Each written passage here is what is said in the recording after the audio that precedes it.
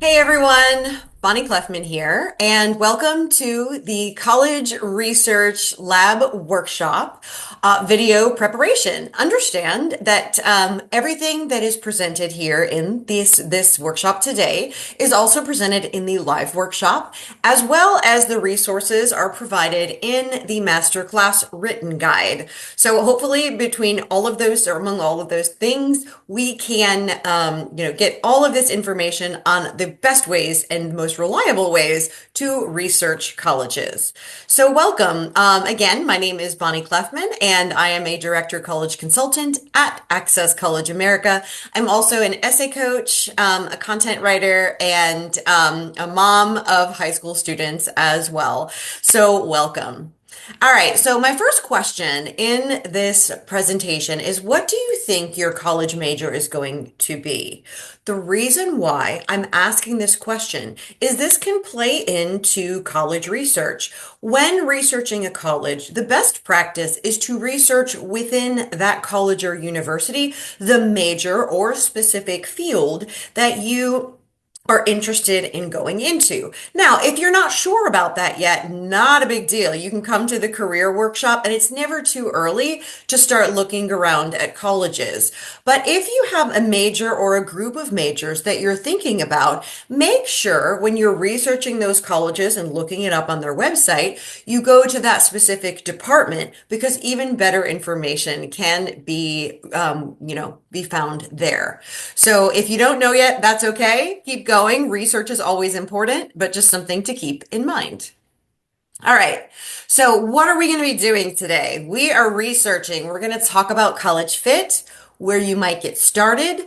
I'll show you a College Connect form and college reasonings and how we come up with those. And then finally, we're going to talk a little bit more about college visits and connecting with your admissions officer once you're trying to make a good series of questions or a campus visit. So as always, pause the video whenever you need to take notes or repeat, and let's get started.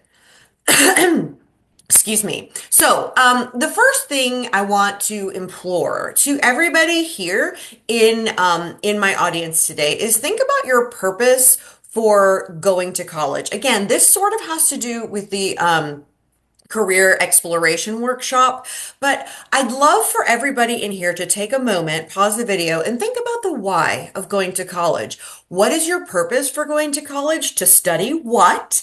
And then being able to articulate that. So if this is something you might need to go back to after you explore or give this a little bit more thinking, that's fine. But keep this in mind. And so go ahead and put this in your notes of making sure you're going to know why you want to go to college. And then finally, why you will be applying to a specific college once you research it and decide that might be one where you would fit. Okay. So what are the elements of college fit?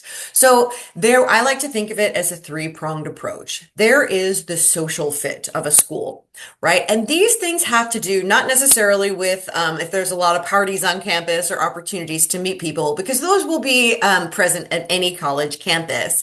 But the social fit includes elements like the size and location. Do you want to be a plane ticket away from college, or do you want to be driving distance? Do you need to go in your home state, or would you prefer to go, somewhere out of state or very far away, or even internationally? Your athletic interest. Is there a sport that you are very, very interested in playing, or if you're getting recruited, or is there an intramural sport that's a must-have for you, or a sports kind of culture at the school? Religious or political affiliations? Do you want a school that has a strong Jewish community? A very strong liberal or conservative idea base, essentially. Sometimes it's fun to go to college with students who are more different from you than those who are more like you. So keep that in mind as well. Greek life. Do you care about pledging a fraternity or a sorority someday? That can be important. Some campuses have a lot of Greek life, and where a good bit of students are indeed involved in a frat or sorority. And then some students are not really, some campuses it's not really too present. And then clubs or traditions. What kinds of professional or social clubs and traditions are you interested in participating in? And then diversity. Is there, do you want to go to school with more students who are just like you or some students who are different from you? There are benefits to both. All right, the academic fit. And we're going to spend a lot of time today going over academic fit and how to research that because that's really, really important. These are the numerical statistics of your college application. Your average GPA of admitted students, admitted freshmen. What's the average GPA? What's the average test score? What's the average class rank, if we know it? What is the at the enrolled students from out of state? What is that percentage and number? So also we can think about major specific requirements. Does the school have the major that you're looking for and a good program there? What kind of rigor is expected at this college?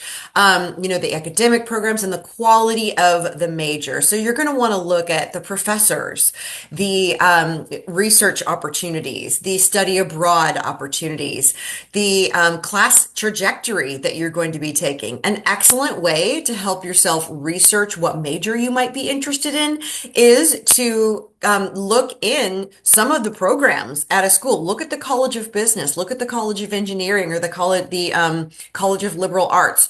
What courses will you be taking? Do those sound interesting to you?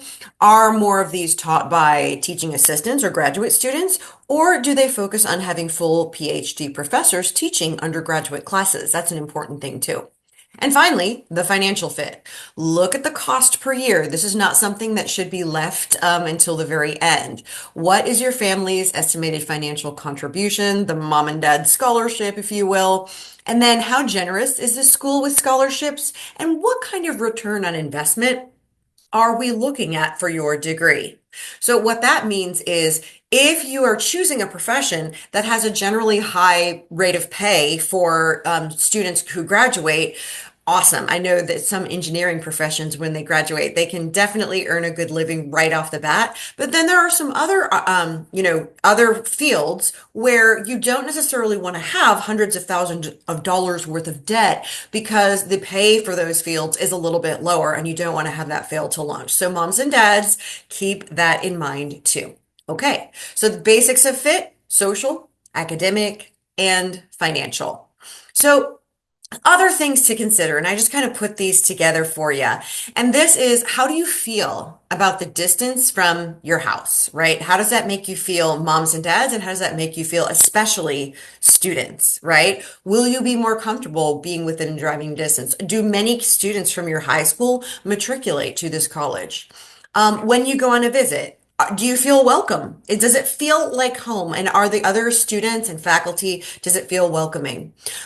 Transportation, that's another big thing, right? If you're flying to this college, is it near a major airport? And what will you do transportation wise to get from campus to your long-term transportation? Student retention rate from freshman to sophomore year. This can be a great indicator of how happy students are on campus. Do they come back? Do they succeed academically to be welcomed back to campus? And then do they choose to come back? And what kind of job placement is available? And is there a career center? Do they help you find a job after school? And then not necessarily the best college reasoning to write about, say, in a short answer question essay, but be honest with yourself. What's the climate like? And will you be happy with that for 4 years? So my pro tip here is if you live in a warm southern Texan, Carolina, like Florida place where it's typically warm most of the year, go and visit those northern states and northern campuses in the middle of winter. How do you like feet of snow? Because I went to college in Ohio and yeah, they don't cancel class because there's a foot of snow. You put on your boots and you go. So just keep that in mind too. And same with my northern students. It can be really hot and humid in the South. Will you really love Miami, Florida all year round? In the winter, maybe? I don't know. We'll see. Okay. So where do we get started on research? Let's say you are brand new to this college search process and you just don't know. I would suggest just grabbing a few names of schools that you've heard of, a few from in-state, a few from out of state, and then Ask for suggestions from your family, friends, advisors. I mean, just if you really don't know, choose one or two that you're a little bit curious about that you've heard of, and then begin that research. And I'm going to share with you a little bit from the Common Application on how we can get started. So right here, if you have not created a Common Application account, go ahead and pause the video and do so. The reason why is that what many students don't realize is that the Common Application has a wonderful research tool, and I'm going to show you that right now. So pause the video here and go ahead and create that account if you don't already have one.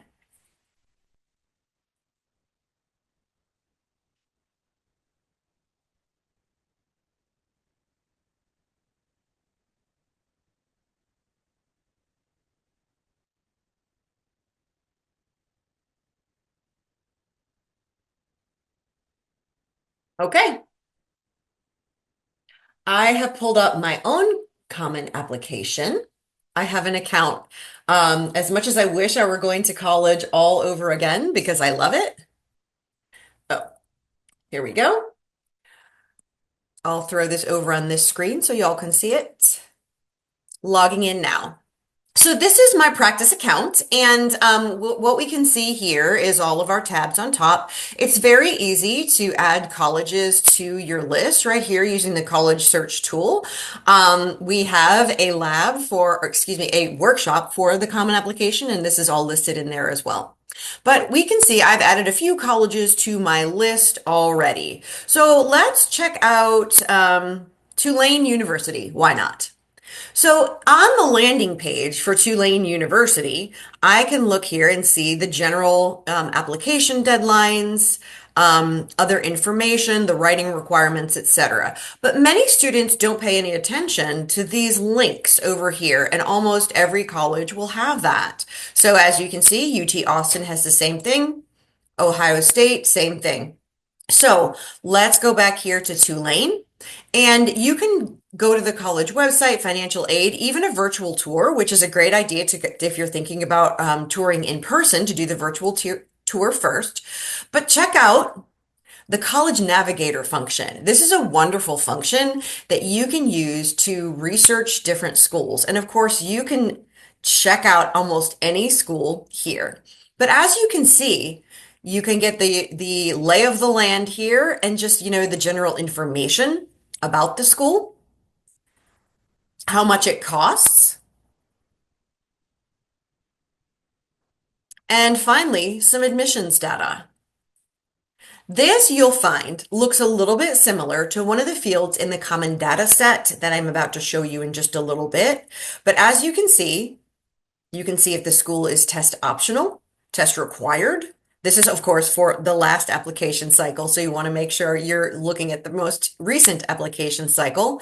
But then, what are their outcomes, retention and graduation rates? I won't insult your intelligence by going through every single field, but I would just love to have you all look through the College Navigator function on your Common Application.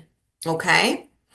Excellent. So on your Common App, okay, so go ahead, pause the video, and take a look at that resource on your Common App with one college you're interested in adding. Understand that when you add a college to your list, you can choose up to 20 that the Common Application will hold. That does not obligate you in any way to apply to them. You can remove them from your list at any time. Okay. And as we see, as I already showed you this, but the college search function, and then of course the college navigator.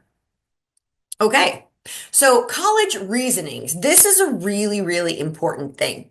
So when we're thinking about college fit, and if you choose a school and decide it is a good financial, social, and academic fit, what do you do next? Well, we're going to want to create college reasonings. And these are for schools that you probably want to apply to.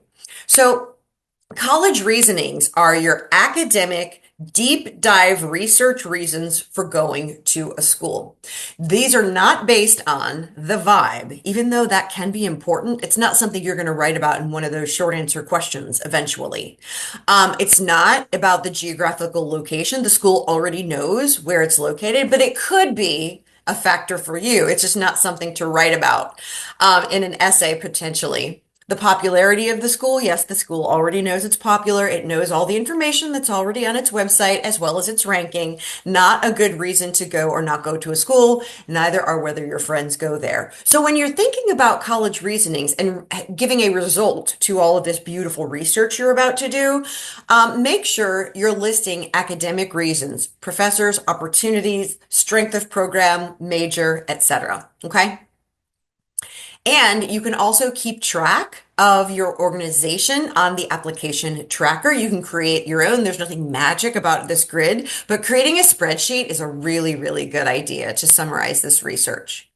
Okay, so I need to share with you a couple more beautiful resources. And the other one is, sorry about that, getting confused in the slides here. One of those is the Common Data Set. Okay, these are in the cheat sheet and notes for this are in your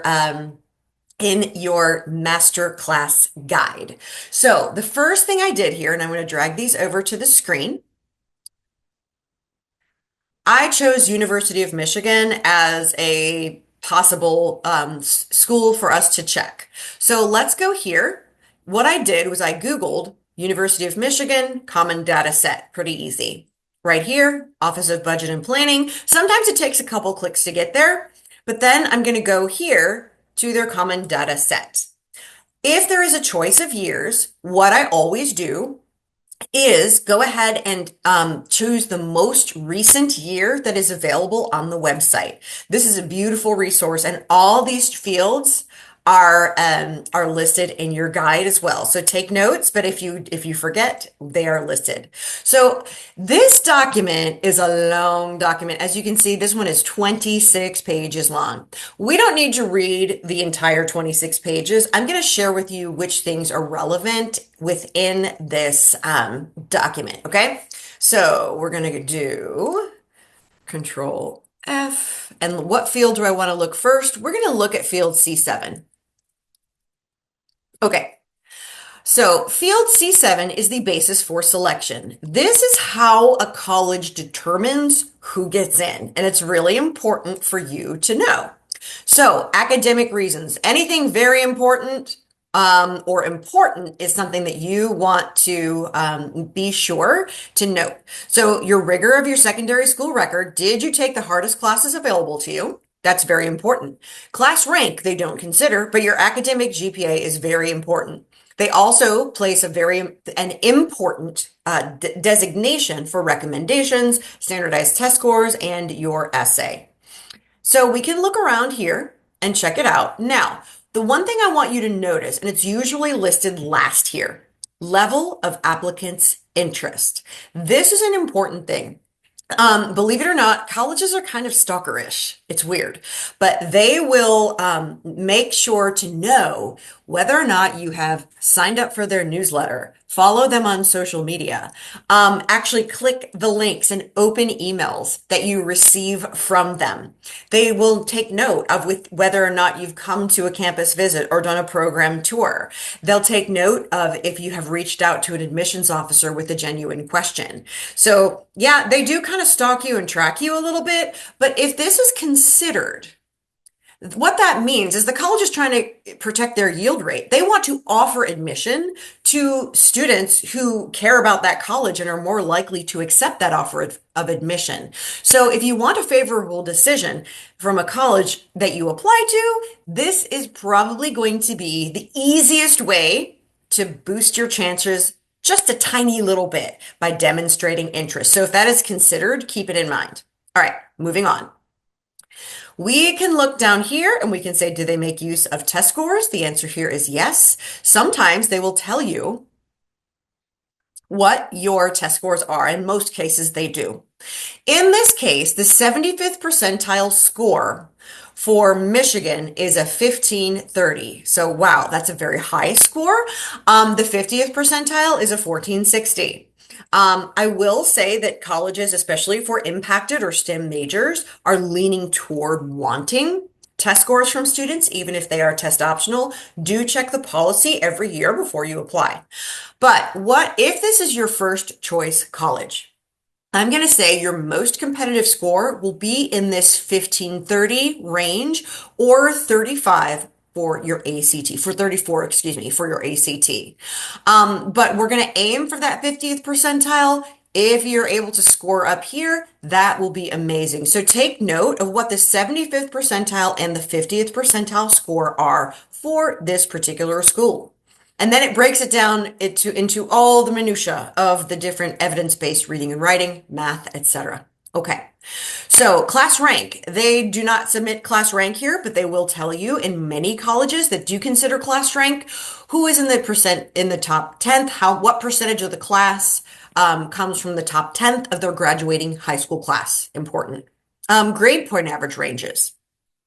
As you can see, percent who had a 4.0 include 38% of their students. Wow, that's a lot. And 54% had between a 3.75 and 3.99. Now, is this weighted or unweighted? We're not all the way sure because usually colleges will take apart a student's transcript and then recalculate it using their own parameters. Do they take out your PE and fine art credit if that's not your major? Do they only count classes that were your core classes? Honestly, from college to college, we really don't know. So take this as an unweighted GPA, I would say. Okay. So if your unweighted is 4.0, and knowing Michigan and how selective they are, that's what I would suggest. So your average high school GPA is a 3.9 here at this school. So very, very competitive here. Absolutely. Now we can go down here, look at more data about that school. There is one other field though that I want to point out. So we looked at field C7. That was the basis for selection.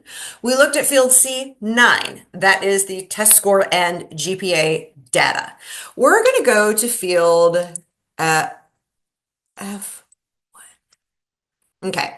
So F1 is an important thing to look at if you are an out-of-state student. So if you are a Texan student, but you are really interested in Michigan as your first choice college, you're going to want to look at the first-year degree students and undergraduates enrolled, percent who are from out of state. Okay.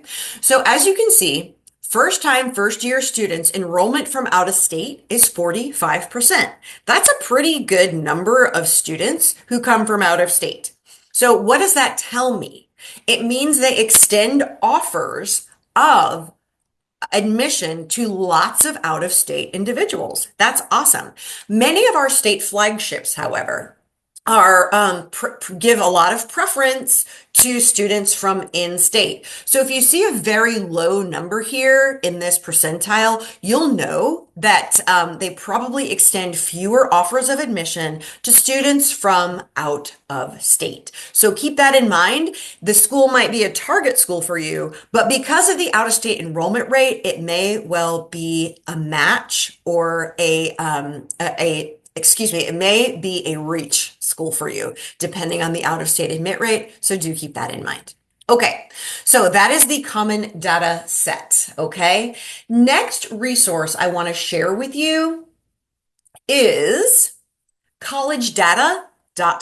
This is my second favorite resource for learning about schools. And so I chose Purdue University as my example here, but this is a great website for all kinds of things. All of these resources, as a reminder, are located within collegedata.com. So I start typing Purdue University. We're going to go to West Lafayette, Indiana, and they're going to tell you all the different campuses. So make sure you're choosing the right one.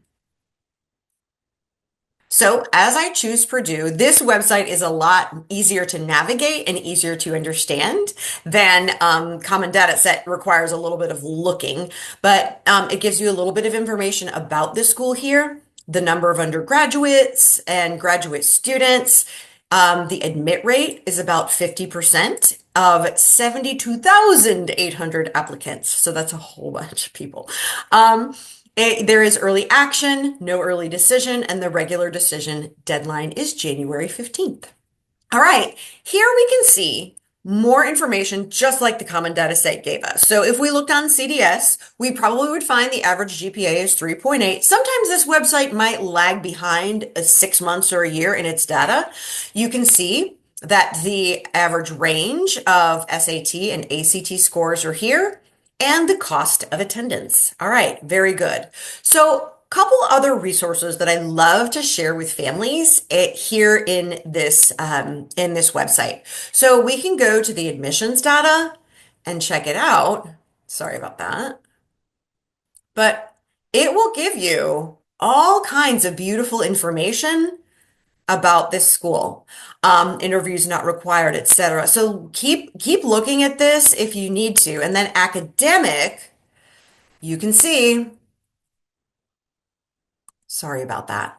That the you can do a chances of admission. You can see their majors, the most popular majors that they have at this school. And then the class size, that can be very important. The number of students per class, and they don't accept AP credit or AP or placement. Interesting. Now, coming here to the financials tab, this is really important too. Families, I would advise every family before a student applies to that school, go through the financials tab on this website or on the college website itself.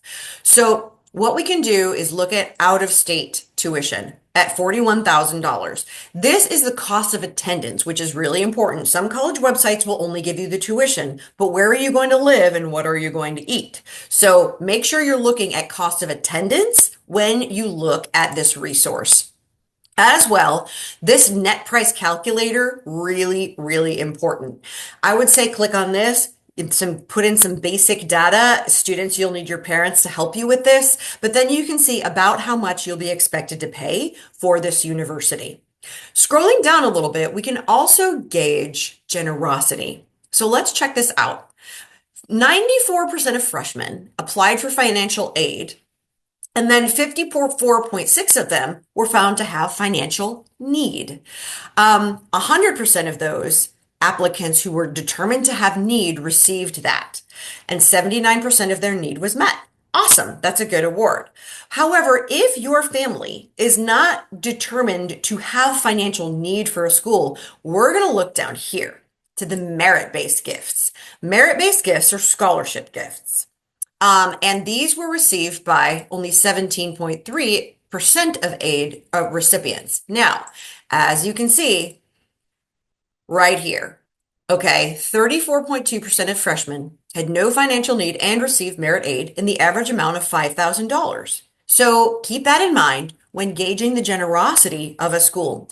Understanding that some of the most highly selective universities or Ivy League institutions don't give any merit-based gifts at all, but their prices are so high that they're more likely to give a financial aid package for financial need because their costs can be prohibitive for most families around the world. Okay. So back to collegedata.com. As you can see, you can look for colleges, college tools, and resources. This is a really, really great website, y'all. Okay, moving on. Awesome. Okay, so who is my admissions officer? How do I get in touch with this person? Okay, if you like the school, this is excellent for demonstrating interest. Look online, search the name of the school and the admissions officer, and then locate your region, state, or city. Okay, so what I did was I Googled here, I have prepared this page for you, Texas A&M.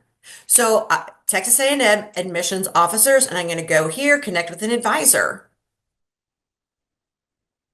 And when I do, it will ask if I'm an in-state or out-of-state student. This usually takes a bunch of clicks on a website, or you can simply Google admissions officers for Purdue University, Clemson University, wherever it is. So if I find advisors, I'll go by my region. Let's say I live in the Houston area. Right here, if I want to connect with A&M, I'm going to look for my school district, okay? So If I live in one of these school districts, I can connect with Sawandi and schedule an appointment. I can have a Zoom meeting with her or reach out to her and ask a question. But if I live in one of these districts or I'm a Spanish speaker, I can connect with Yara. You see what I mean? So these folks will be listed. Sometimes it takes a little bit of time to find their information. But yes, you will have a recruiter that is for your state, your city, or school district. Okay? So keep that in mind too. That's how you find them. Whenever you communicate with an admissions officer, you're going to want to make sure that you introduce yourself with your name, your high school, your graduation year, and your major of interest. These things are of paramount importance. So whenever you're communicating via email, via website or whatever, make sure you list all of those things and yes, your first and last name. Finally, what are some possible things you could ask when you do see this admissions officer? Perhaps you're thinking about going on a campus visit and you want to speak to them.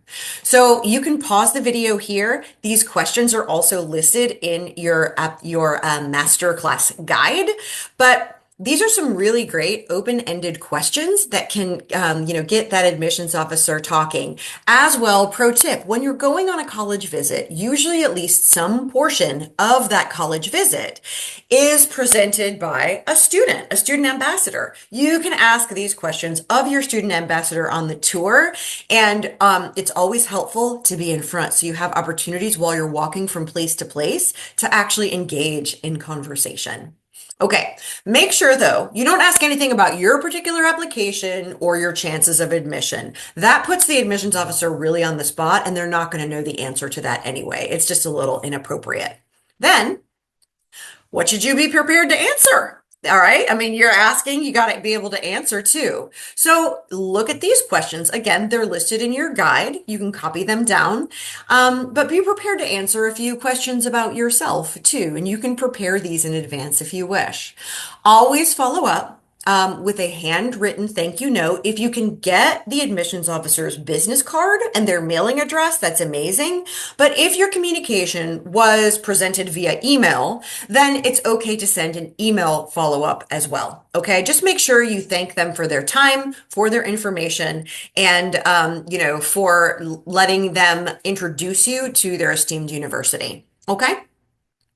All right. So academic majors and fit. All right. Check these out. So when you're touring, when you get a little bit closer to some of the schools that you're actually going to apply to, you want to make sure that you're looking within the major you're applying to and within if you're attending a large university, within the college in that university. So what are your required courses? What internship or co-op opportunities do you have? What's the average student faculty ratio within your department? Look these things up and make sure when you're going on that program specific tour, you ask these questions if they're not obvious, okay? And if you still don't know what you want to study, that's okay, but you can consider a few departments that you're interested in learning more about. Okay. And the cost of attendance, we already kind of touched on that a little bit. Consider your return on investment as well. All right. And finally, social factors, things to consider on a college visit. The practicalities. Is it a college town? Is it a rural environment? Is it in a big city? Do you feel safe there? What are the campus safety, considerations as well? So do keep that in mind. Okay. So when planning a college visit, as I've mentioned many times, one of the very best things to do is go on a day when you can do not only a general campus tour, but a program specific tour as well. Usually there'll be at least one or two professors within that department who will address you. You will begin with a lecture hall kind of overview of the department and maybe even be able to meet and greet several professors or students who are senior students within that department. And then, of course, you'll walk around campus, you'll look at labs, you'll look at dining halls. It's very, very exciting. But keep in mind, you want to do all of this college research before you attend one of these visits so that you're well informed and you're able to look at what you're seeing with informed and educated eyes. I hope this guide has been very, very helpful. All of this is listed in your masterclass written guide. But if you could please, right after this, take a few moments and look up a college or two on collegedata.com and look up their common data set. Begin your spreadsheet with the information that you need to make an informed decision based on your statistics. Understanding that if you are, say, just a freshman or a sophomore, your statistics, your class rank, your academic rigor is, of course, in the future, and so is your future GPA and test scores. So just kind of get ranges for colleges, compare yourself, but understand that you have several semesters of college to go. All right, hope this was helpful, and I will talk to you another time. Thank you. Bye.